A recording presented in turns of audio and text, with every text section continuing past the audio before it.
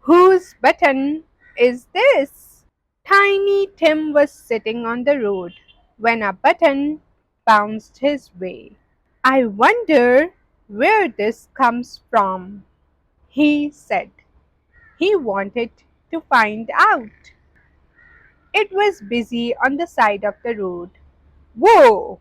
He nearly got squashed. He made a lucky escape.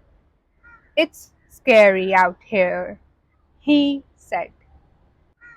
Hey there, is this yours? The green man said nothing.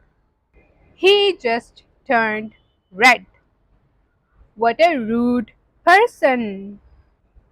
Tiny Tim carried on looking.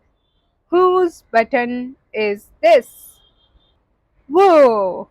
At least he's friendly. I have got to get to the other side. I'm sure that's where this comes from. Splash! That was close. He waited for the cars to pass before he carried on. Maybe this was who he was looking for.